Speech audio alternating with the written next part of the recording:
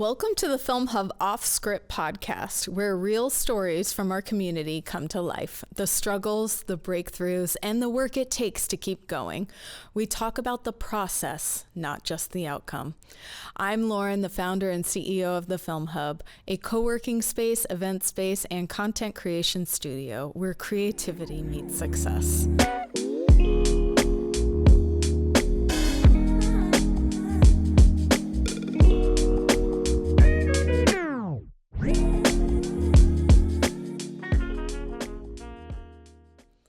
This incredible woman serves as one of the owners and vice president of RSG, with 20 years of expertise in redevelopment, affordable housing, and economic and community development. She is dedicated to making a positive impact on the community in both the public and private sectors. Tara leads a large team while also being a hardworking mother of two.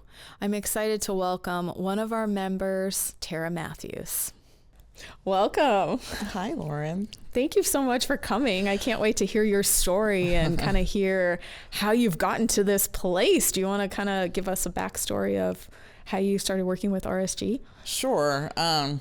So I think what a lot of people find interesting is that I graduated from UC Santa Cruz with a degree in earth sciences. So way back when I thought I was going to, figure out global warming and its effect on coral reefs and the future of fossil fuels. And this was like way before Tesla and electric cars and all of that stuff. And then I landed in a job where I do community development work in economic development and affordable housing, which kind of at face value seem really different. But I think one thing that remained consistent is I always really wanted to help people. So maybe I couldn't save the earth, but how can I make change and affect people's lives in a positive way? So I got the opportunity when I was in my 20s to start working at RSG. Wow. Yeah. You were young. I didn't realize you started that early. Yes. So I've been a principal and owner of RSG for, I believe I'm going on 11 years now, but I've been with the company for over 20 years. Wow. And worked your way up. And worked my way up from an intern to an owner. To an owner. Oh, yes. My gosh. Yes. Over 20 years time period. Yes. Oh my gosh. Yeah. So how is that transition happen? Yeah, like how did that even happen? I always say like I sort of tripped and fell. So I did have the benefit of knowing the former owners of RSG. They were friends of my parents. I grew up in Julian, a really small town. And so when I was in high school, it was about when they moved into town.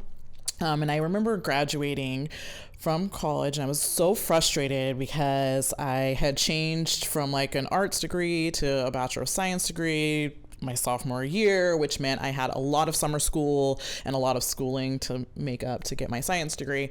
And so I didn't have a lot of time to like intern and get experience. So when I graduated, I was applying for jobs and I was so frustrated. I'm like, nobody will hire me or interview me because I don't have experience.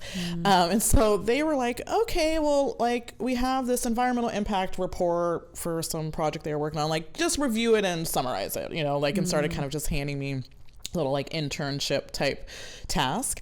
And then I was like, oh, I kind of like this. And so another staff person that I was like helping with a project at that time was like, oh, there's a job opening for an analyst. And so I didn't even tell our family friends that, were helping me with the intern work that I had applied. So I just kind of like applied on the side. And of course they then, interviewed me and hired me on for the position. And so I was, I think I was like 23 years old at the time when all of that was occurring. So I didn't wake up one day and say, hey, I want to do community development for a living. But once I started to learn more about it, I just really, really enjoyed it. So I think it's funny, a lot of the people that we hire now like have like public administration degrees or public policy degrees or even political science background degrees, and I'm like, yeah, I studied rocks and plate tectonics.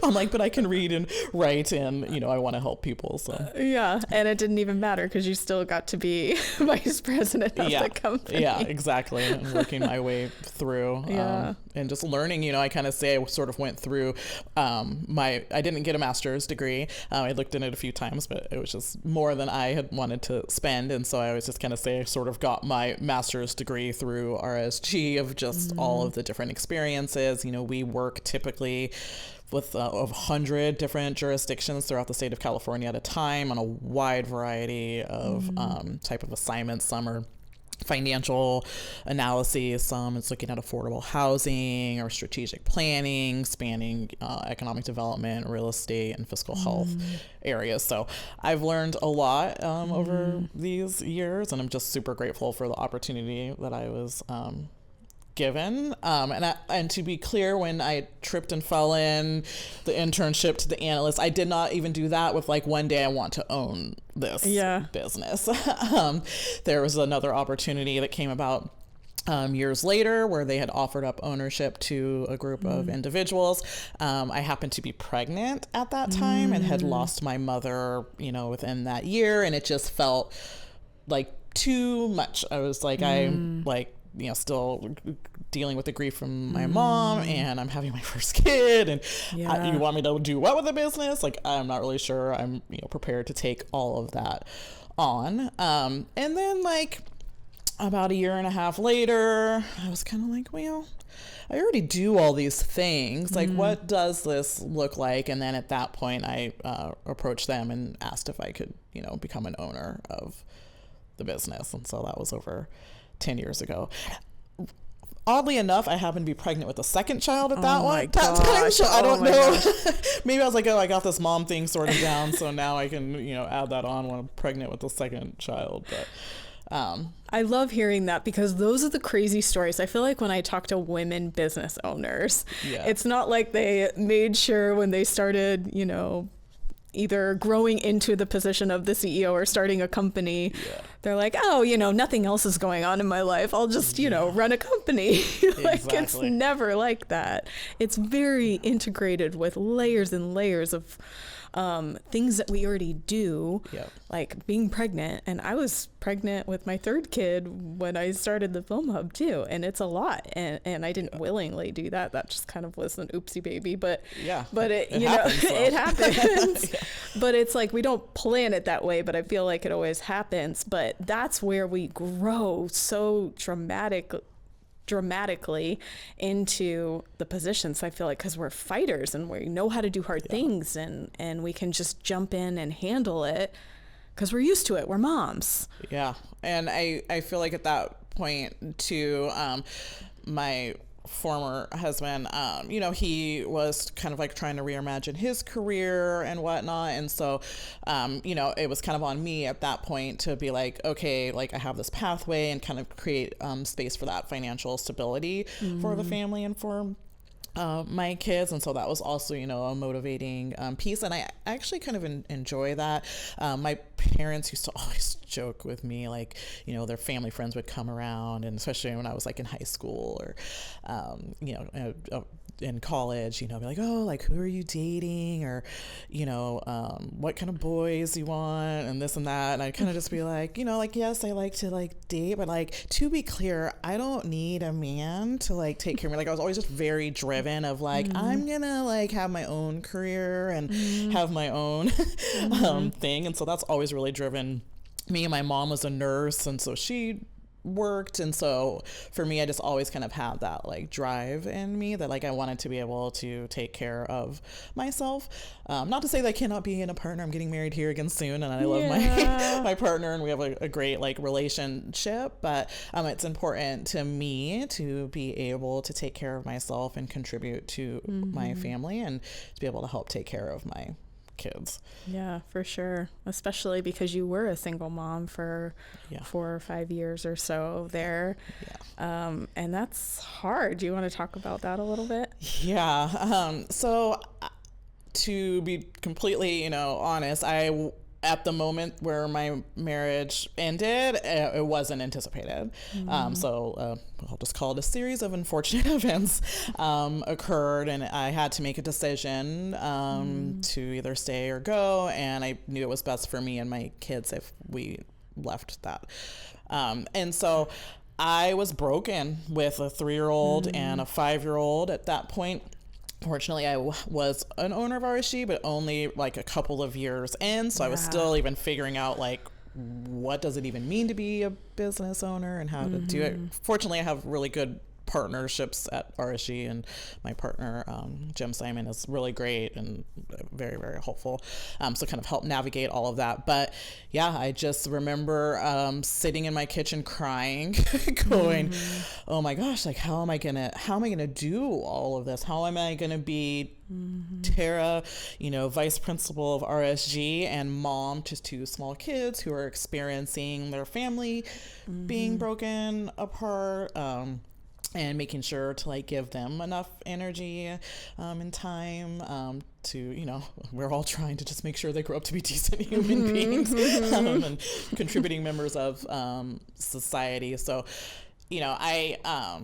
I knew at that point that like I just had to like take the bull by the horns and just go for it, because my kids only have me really to rely on, and at the end of the day, like I need to make sure that they're okay and that they're taken care of, and that like we're always going to be fine no matter who else is in our world. I mean, I think that's the interesting thing about motherhood.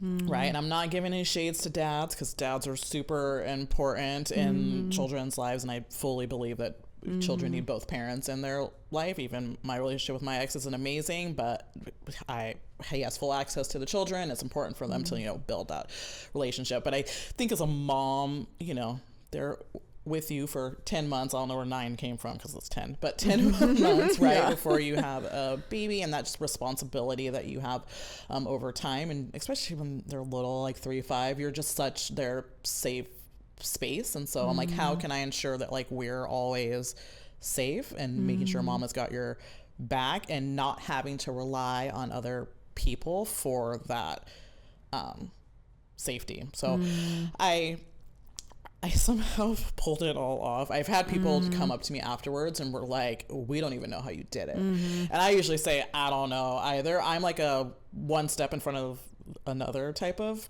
person. I'm like, okay, the past is past, or that's that, but here's how we can like keep moving forward. For better or worse, there is a downside to that of burnout and exhaustion and overperforming. But I was able to kind of turn it around and, minimize as much of that impact on me and the kids as possible. Unfortunately, I was in a position to be able to hire. I do have a nanny who helps us out. She is a godsend. She was our nanny for 3 years and then moved. And then we've had her back again now for the last year and a half, which has been amazing. And she might have to move again, which I'm sad about, but happy for her. But of also just making sure that I set up my world in a way that I can always make sure that my kids are covered and that I can still do what I need to do, because mom guilt is real. Being like, oh my gosh, I have this work meeting and it's back to school night, and then the school told us like a day and a half ago that it was back to school night. Right? Like, how do you juggle all of those things? A lot of acceptance that you can't do everything, and sometimes you have to pick the highest priority, and that's usually tries to be our kids. But if you have an important meeting that it's like, this is a deal breaker, then you sometimes have to make the hard decision. It's really challenging. And as a consultant to cities and counties, I have to fly all over the state of California. So there was times where I'm like, all right, well, mommy's gone, I'll be back tomorrow, or maybe like in 2 days. So they always have this saying, and they even say it back to me now. I've been saying it to them since they were little. And even when I was married, I would still have to travel and they'd be home with their dad. But I was just like, mommy's always come back. And I'm like, mommy will always be back. And then FaceTime came about. So now I swear every time I go somewhere, they're like, let me see your hotel room. That's like their favorite things. I have to like FaceTime the hotel room, but just trying to figure out ways to stay connected while these other things are occurring. Isn't always easy. I hope later on they'll see everything that mom has tried to do and sacrifice for them. I always joke that like kids one day will grow up and they all need therapy for something, so maybe that will be theirs. But could see that I tried my best to make sure that they were taken care of. And I think that's all we can do as a parent is, know that we're doing the possible best that we can and providing and loving them and, working on ourselves to make sure that they're good. And that's all we can do. And pray for the best. Yeah. But It's a 25-year experiment is what I've come to the conclusion of. Yes. Yeah. I love, because we've shared over so many cups of coffee, like our similar stories with going through divorce and running companies and the struggle with raising kids as being a single mom. And it's really, really tough. And, but when you mention, you went through that break where you were just broken, how did you finally shift that in yourself? And how did that hugely impact your kids, seeing that shift? Because I feel like that's a huge impact for our kids, even if we can't give them everything that we want to be able to show them like, hey, we were in a broken place and shifted that. And you can do that too as adults. Yeah, it was not easy, and it took some time. I look back to moments that I'm not proud of at that point of like, oh man, I wish I wouldn't have behaved that way, especially with my kids around. And, nothing too crazy, but just like it was hard for me to manage my emotions and manage myself, or something occurred that would then irritate me. And then I was like taking that out on the kids. I'm sure every parent, has those, moments, but I'm really fortunate. I have, even though my family's small, so both my parents unfortunately have passed away. But I have a brother that lives here pretty locally, and he's married to my best friend, who's my sister-in-law now. So that's amazing, and they're a really great support group. So like I had them and just really great friends that just would check on me or help pick the pieces up a little bit and push me, because I'm a little bit stubborn. I could admit that.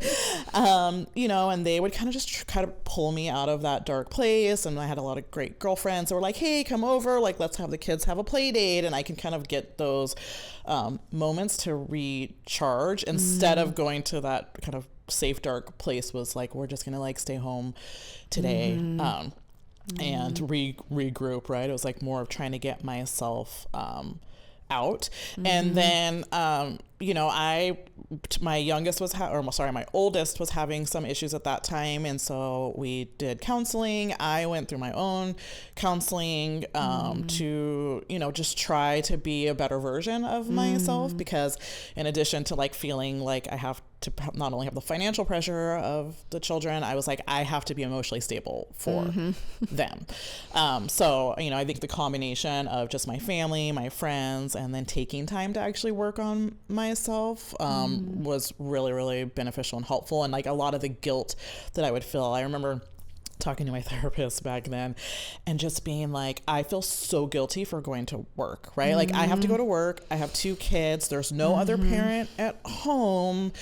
Like, should I cut my hours down to 20 hours and just be there for the kids? Or how do I balance this, And she was like giving me really good advice at that time. She was just like, look, your kids need you to be happy, and they need you to take care of them. And part of doing that is working. And I'm like, it's okay to be a working mom, right? I'm sure like stay-at-home moms feel guilt for not bringing income in, right? And then working moms feel guilt for not having the time with the kids, and it's always something. And so she had kind of brought that as an example. And then she also had said, like, it's not the quantity of the time always, it was the quality of the time. So that really stuck with me. So then it just like further encouraged me. I mean, I travel with my kids. They're so lucky. They have no idea lucky they are and how many different places they've gotten to go. But I really started to prioritize that of like, I've gone like to Tahoe for a week with just me and my 2 kids, and not letting things like that deter me from like being the single mom. Like, should I do this? And trying to focus on those quality moments of I may not be able to be there every day when you get home from school, but I'm going to take time off. We're going to go a week somewhere and we're going to go create memories. And so I've focused a lot on that. And so they've just been a huge driving force, honestly, as my kids. I mean, I'm very motivated and driven. I was born that way. But I think, trying to kind of overcome a lot of those hurdles it was just them and having to be better for them. And I remember when I had going through the divorce and the series of unfortunate events occurred, I had someone say to me, they were like, if you didn't have kids, you could be a codependent all you want and not have to worry about any of this, right? You could put yourself back in a situation, you could create this type of environment, but when you have kids, you don't have that luxury anymore, because you're teaching them what a relationship should look like and what love should be. And that also stuck with me really well. And so I'm a little bit of a hyper achiever, over performer, which again, blessing and a curse. But when I really leaned into that, I was like, I want to show, especially my daughter, you can do this on your own, right? Like, you can do that and be whoever it is that you want to be. And having a partner in life is great, but it's not always necessary. So it was definitely took some time to get there, but I'm very, very thankful for my support group, and just honestly being open about it and talking to people about it, I find gives me the strength as well to kind of continue to move on, and to know that I'm not alone. I mean, you and I have had these conversations, it's hard, right? Where you're getting a call from a school and you're in the middle of something and you're like, how I know do I manage all of this? Or my kid did what today? Okay. Having to adjust all those things. So. Yep. And I can remember a few of those for both of us happening at the hub. Yeah. See you, Tara. I got to go deal with my child at the school. Yes. Right. And being so worried, oh my gosh, did I screw them up? I know. Oh my gosh.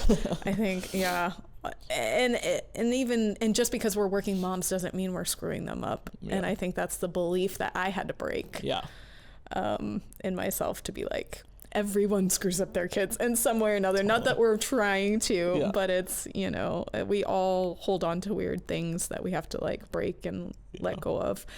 So how do you manage being a high achiever? Because I am also like that. Yeah. How do you manage that with the work-life balance and kind of keep it all in check? Because it's really hard. So let me just start with, I'm not very good at it. So I think one of the things, and again, I have the benefit of being able to hire an executive assistant.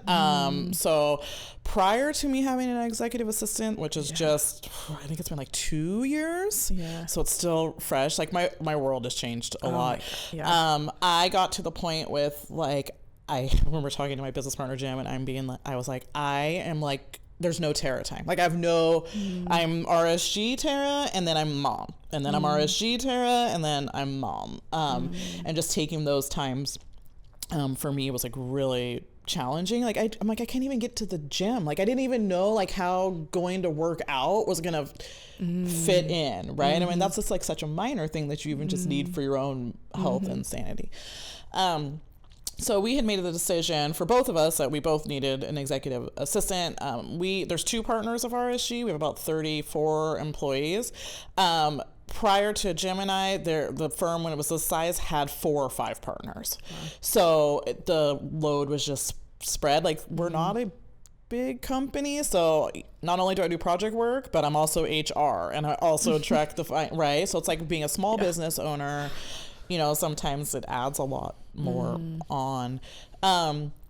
So I got an executive assistant, and it's changed my whole world. I have a great relationship with my executive assistant. She just tells me no, or all of a sudden I'm why am I taking half the day on Friday off? And she's well, everything seems to be pretty much done, and you just need to go get your nails done or something, right? And I'm like, okay. And at first I was whoa, I'm not used to not always performing. And it is something that I'm still working through. I'm in executive coaching right now, as well, with an executive coach to kind of not just reimagine my work-life balance, but I also kind of take it, and I've done executive coaching before, but I've take moments to kind of re-examine where I'm at, but because I'm such a hyper performer and overachiever, I'll just go. And then sometimes I'll be like, wait a minute, like, where am I going again? Right.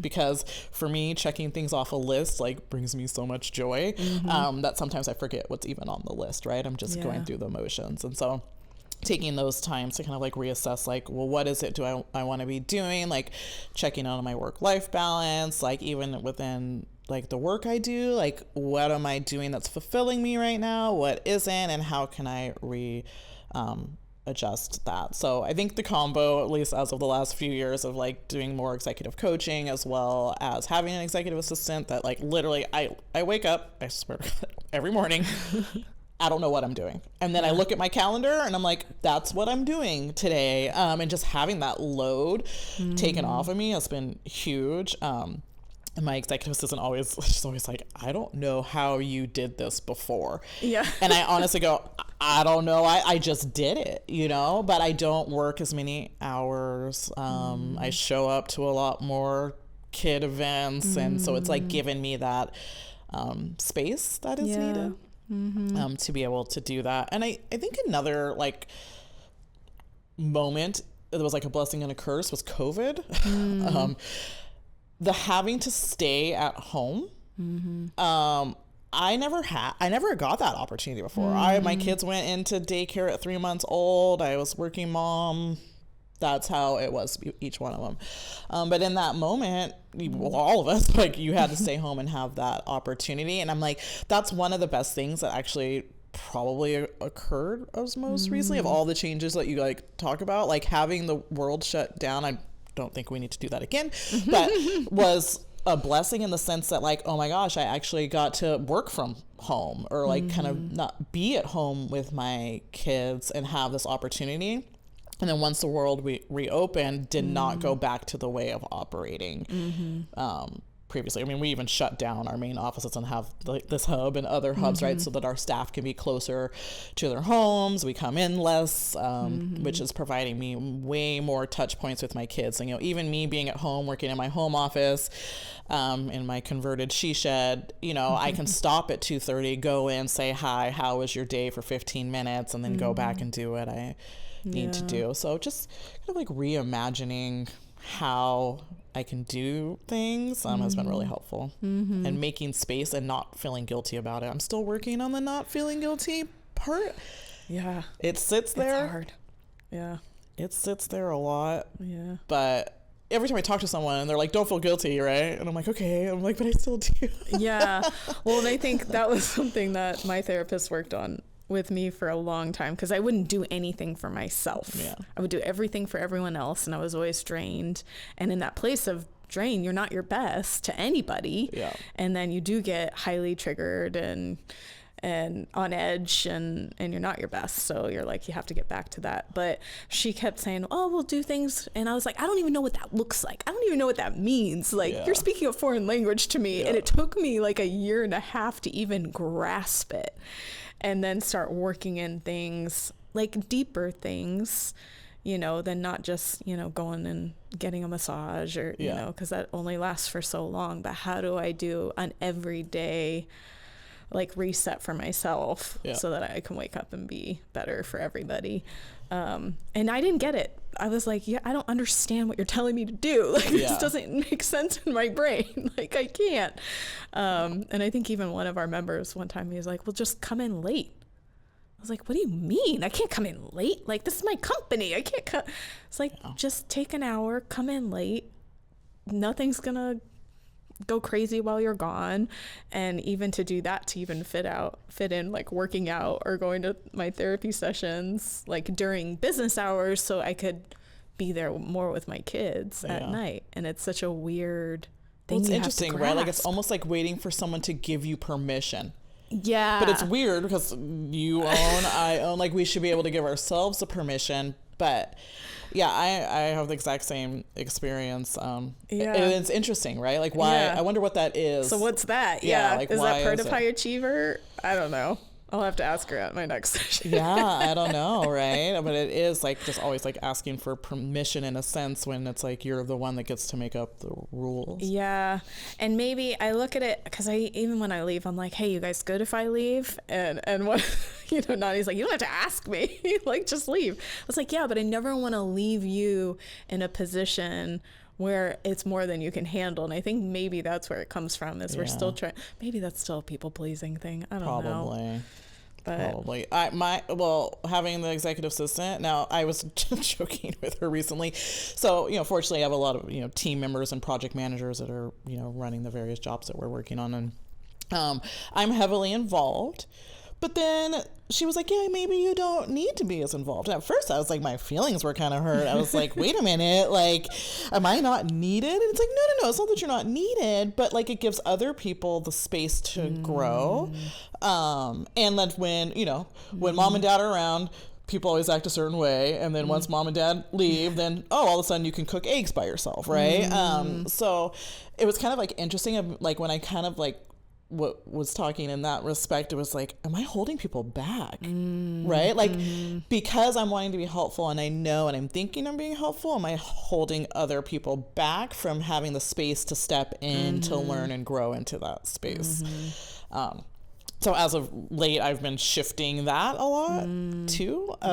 When you're used to carrying all the buckets, it's really hard when someone's like, oh, do you want me to help? You're like, yeah, I'm good. Yeah, you just tell them no. Yeah, I'm good, right?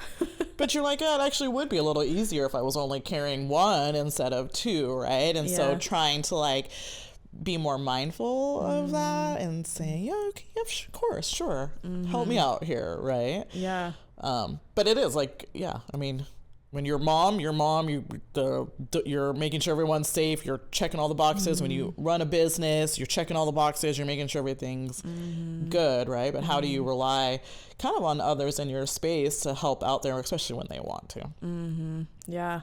And that's part of our job too, as leaders, is you want to bring out the best in your team. And if we don't allow that, because we're always trying to do too many things because we don't even know how to allow that. I think that's part of something we have to break in us too. But when we can, I mean, they flourish tremendously and can really step up, and someone let you do that too, because you worked your way up through the company, and look what you accomplished because someone gave you the opportunity. Because I had no training in this. You know what I mean? I went to college, but I was like, I didn't even know like how local government really worked when I started at RSG, or like how decisions were made, or even what cities provided to a community. Like, it was all learning. I did go back and get a certificate through UCSD and urban planning, but to further my education, once I realized, I was like, oh, I like this, like I want to have more background. But you're absolutely right. It was people giving me an opportunity and having faith and patience with me, and mentoring me. So I've been looking a lot at that, like now that, like, I guess I don't know what success is. I don't know. I just do what I do, but it's like, now I'm in a good place where, I have a great client base. I have great clients. I have great staff. I have a great business partner. Like, how do we leverage everything we've built so far to provide others an opportunity and to give me that space? Because 10 years ago, I didn't have that luxury. Like, I had to figure it all out and build it. But now there's, infrastructure built. So how do I, give people that space and then not feel guilty like I'm abandoning everybody? Because then that's how I start to feel. I mean, literally, we have management retreats every 6 months. My business partner and I and a management consultant go off site, and we like work on the business. And literally was told, like, you need to take a month off. And I was like, whoa. Like, you want me to take a month off? Like, how would that work? And just take a month off. And I'm like, well, I guess I did have 2 babies and I was off for 3 months and everything was still standing at the end of the day, right? But it's like this psychological barrier that I've like put up. I'm not taking a month off, but I am taking 2 weeks off, pretty close together, to like give that space. And at some point you kind of have to be like, oh, I guess I've earned this. which is an interesting concept for me because I'm only in my mid 40s. I lucked out. I got to become a partner of the firm young, in my early 30s. And so there's this piece of me that's like, no, but you get to do that when you're 60, or you get to do that when you're 50, or I don't know what magic number. I'm sure when I'm 60, I'll be like, no, you get to do it when you're 80. Like, it probably just keeps moving out further. But like trying to like sit in that and like dispel my own like myths and assumptions for, you know, what it is I should be doing and how hard I should be working, or what it's going to be like perceived at. Because when you have a great group of people around you, like, you're all going to shine, and they can go. I tell my staff to go on vacation, but then we won't do it. I know. It's so crazy. It's like interesting. Yeah, so we're still working on it, right? Yeah. And I think the work never ends, because once you kind of let one area, you know, like, okay, I've healed in that, or I've gotten better with that, then you're like, okay, now I got to work on this other area that I'm still hesitant in. And but that just shows such a growth mindset, which I'm learning more and more, because I have that too. Yeah. Most people don't want to do the work. Yeah, it's not easy. It's not easy. And I'm fortunate too, I had shared I'm getting married here really soon. And I've like found a partner he's so calm and very like just like, it's all good. And I don't know, he's a first responder, so maybe that's part of it. He's just seen a lot of things. So I imagine you can't like always be at this heightened, you know, level. But he's also taught me a lot about just slowing down. I'm not very good at sitting. I'm really good at like a pool or the beach, and that's like about it. But just kind of like slowing things down, and like not everything is as much of an emergency as kind of my brain wanted to make things. Because I was feeling the need to like perform and be stable and do all of these things, of just being like, what happens if you don't do that? And I'm like, oh, well, nobody's ever asked me that question, right? Like, what happens, Lauren, if you don't come in and you come in an hour later, right? Yeah. It was like, took somebody like pointing it out for you to be like, oh, yeah, I guess nothing. Right? Yeah, nothing. Nothing. So what am I doing to myself? Totally. Why am I torturing myself? Totally, right?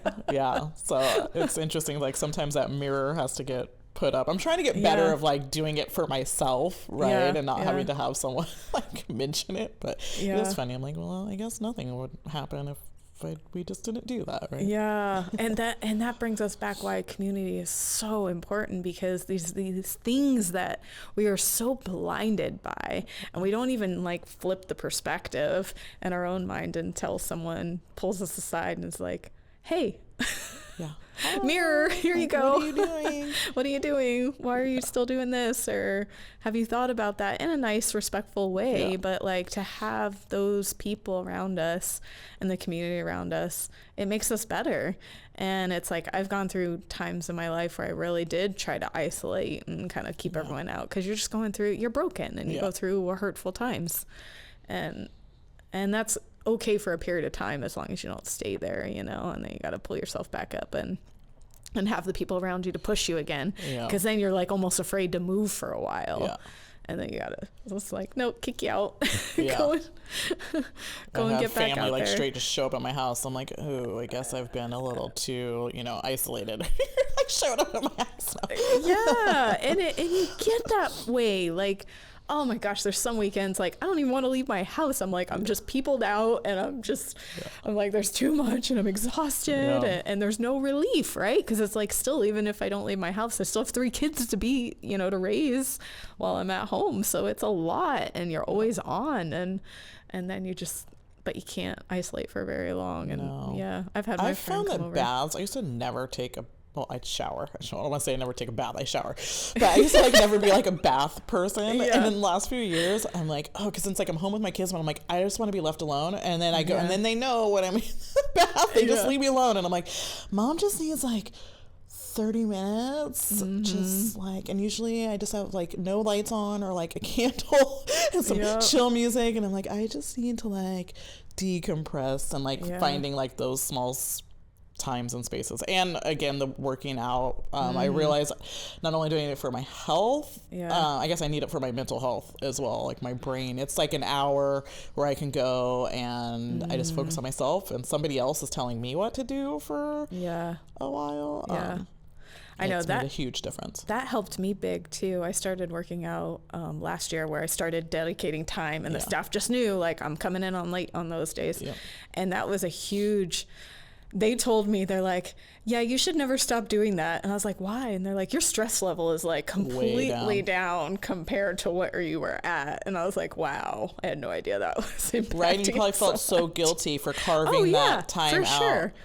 Yeah. And then especially when I get back and it's kind of like nuts on that day, and then I feel bad because I wasn't here helping them, and I'm like, nope, I'm not going to feel bad. Like that keeps me calm, and then I can come in calm and kind of just like mellow everyone else out and like get us back on. And they're growing and learning, right? And they're growing and learning when you're not here. Exactly. Oh my gosh, incredible growth when I'm not there, because then they have the opportunity to. So, well, how does community and what you do, RSG, how is that so big in that aspect? Because it is largely, rebuilding and developing community aspects, correct? Yeah. So I work primarily in our affordable housing product line. It is very rewarding, but it's also very, I've been doing it for 20 years, and I'm like, man, this hill just, like, the top is still way far up there, right? Like, we keep climbing, but then it's like clouds lift, and it's like, oh, like, I can't even see the top still, right? I'm trying to make sure there's enough housing and affordable housing for, Californians. But I love working in communities. I work in the Central Valley, tiny little towns most people haven't heard of. I work for the county of San Diego, for various cities, Bay Area, down south, you name it, we work in. And I just find it so fascinating that to learn about each community. It's not one size fits all at all. And every community has its own unique characteristic that's important, right? I don't create policy or set policy, but once those are set, we're trying to help implement those or explain them to community members or get input from them on how that affects their daily lives. And so that for me is really rewarding. It's difficult what we do. I always say to new hires, I'm like, RSG is not an easy place to work, not because of us or the staff, because my staff, it's a great company to work for. Like, everybody that works here is amazing and we all get along really well, but we're dealing with challenging issues. We work in the rent stabilization field right now for some cities that are like putting, rent control or rent stabilization in their jurisdictions. And we're navigating how they're going to implement that by getting feedback from residents, by getting feedback from landlords, trying to balance city council priorities, right? And we're the ones in the middle that are like collecting all of that and presenting it to council members to be able to make whatever policy decisions that they want. But I have to tell my staff sometimes, you may have a tenant who's afraid they're going to be homeless or that they can't afford to pay their rent next month, and trying to teach, compassion and helping people the best that we can. On the flip side to some of that, we do affordable housing underwriting. So typically a city or county will have to invest funds to make an affordable low-income housing project pencil. And so we'll do the nerd math behind it to see, what that should look like. And then a unit gets built, right? And that feels amazing, right? You go to ribbon cutting and there's like a big building.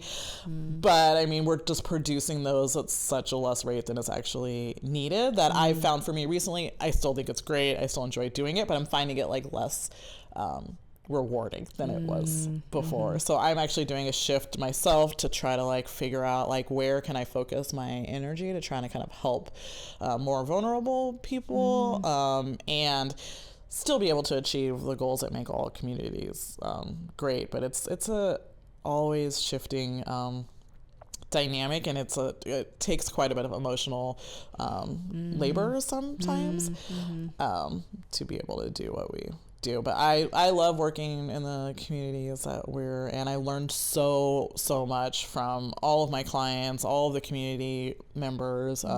You know, we don't walk in there like we know everything, right? It's like, oh, okay, like, well, what's going on, or how can we fit these pieces, or what tools are in our toolbox to try to make the community a better place for everybody that lives and works there, knowing that we're all different, right? And we're all coming from a different frame of reference, but we're always trying our best to find as much common ground, or at least the, you know, happy middle spot, you know, to try to achieve goals for everyone. But it's been really fun. Like I said, I did not plan this. I tripped and fell into this. But I love it because it's just unique. Every day it's something different, even if it's like the same type of, you know, I'm doing rent stabilization in one jurisdiction versus another. It's so different because their communities are different, right? Yeah. Their needs are different. And so I get to learn a lot about what's important and just trying to help people. I like people. Yeah. I'm a people person.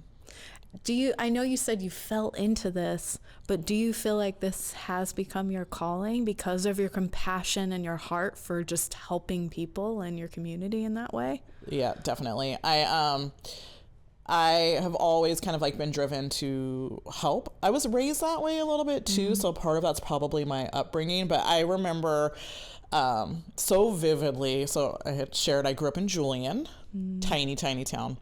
So when we'd go to the city, which would be San Diego, my dad would like to go down to like Horton Plaza back in the day.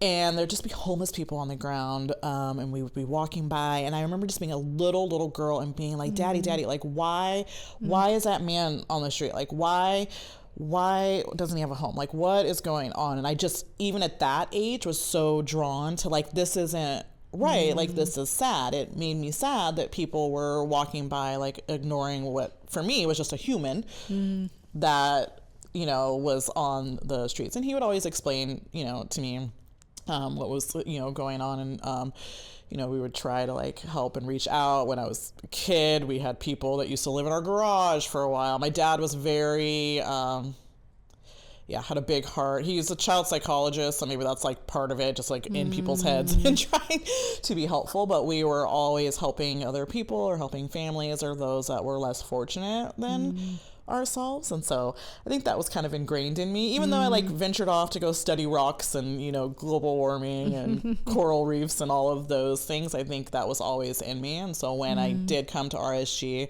I was like, oh, this is another way to help. Yeah. And that was probably your superhero kind of power that they saw, was your compassion and your love to really make a difference in this avenue. And because I'm sure it's probably a little bit more difficult as a woman to work their way up in that industry possibly as well. Yeah. That's so it's interesting you bring that up. So I think I'm trying to remember the days start flying by, but I want to say I was 33 or 34 when I became a partner at RSG. And in local government, city, counties, predominantly city managers and city council members were male. So that was what it's shifting more now. And being a woman of color. So, you know, trying to kind of like overcome some of these challenges and what I felt was like imposter, or like, how is somebody going to take me seriously or like really value what I have to say. And I just have this trick that because you know how they say like picture everybody naked? That's weird. Don't do that. I'm like, whoever came up with that's strange. Like, I don't want to do that. That's going to make this really awkward. But I just always tell myself, like, I'm the most knowledgeable about the subject that I know about. And maybe other people know more or something different, but for the information that I have and I know, I'm the expert of that, right? And I'm just going to share what I need to share. And because I'm not the decision maker, I'm just the presenter of information and data and facts for them to make decisions.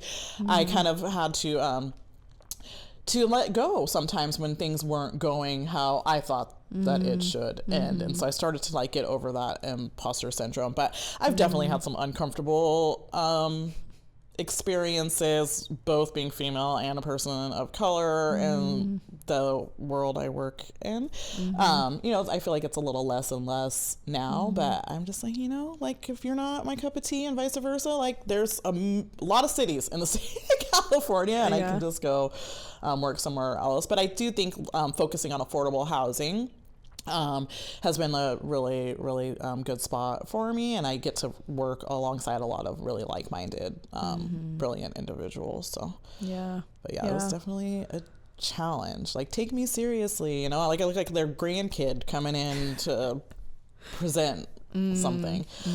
I was even like, I probably will be getting another tattoo here shortly, but I was so like, oh my God, I can't have anything that was like visible, or like I was so worried about like, if I do this, how am I going to be perceived? What everyone thought. What everyone thought. We have to break that off really fast, don't we? That can't live very long in our minds.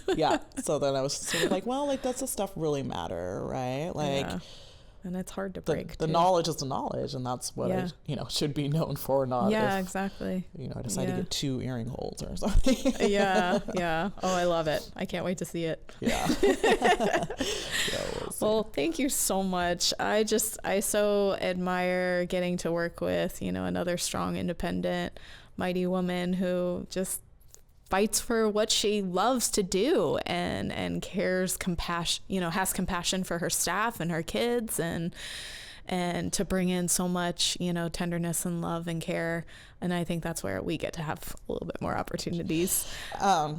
If I can share with you, so we have all of our staff do a purpose and passion when they start at RSG. So I'm just going to share mine with you because it might explain a lot about me. So my passion statement is happiness to infinity and beyond. And then with love, compassion, and excellent organizational skills, I inspire myself and others to develop deep and true connections, live happy and fulfilled lives, and respect the balance of nature so that all people and creatures live in peace and harmony. And that's sort of the motto that I operate from, both personally and professionally. So.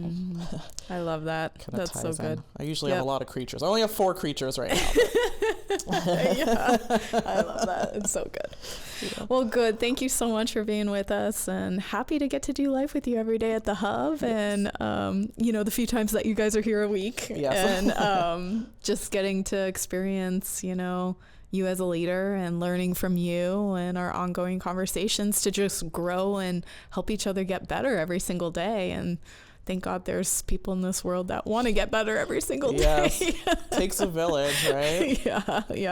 And those are the people I want to be around. So thanks for being around and for a friend, and happy to be here with you. And just to finish it off really quick, how does the Film Hub help RSG and yourself maybe create content or have a community space to be in?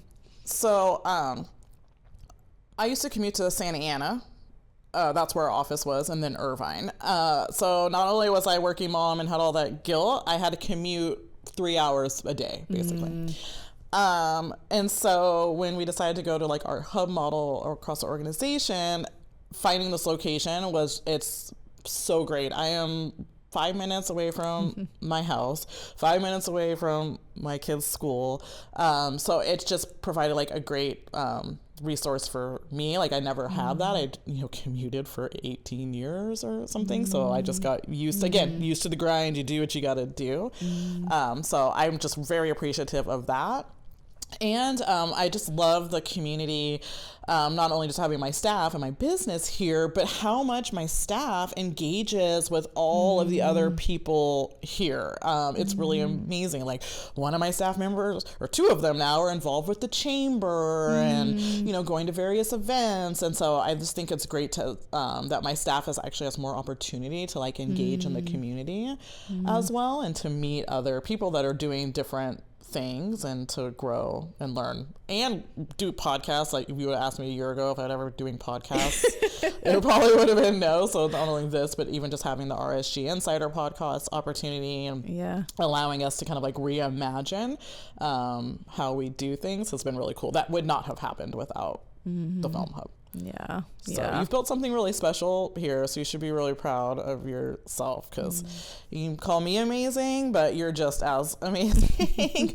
And I see everything that you're doing, and with your kids and with the business. Like, I know it's not easy, but you do it really well, and you do it with grace, and maybe it seems frazzling sometimes, but you totally pull it off, because most people can't even notice. So that's good. Because behind the scenes, Well, thank you so much. Appreciate you. So if anyone wants to find you or reach out to RSG, how can they get in contact with you?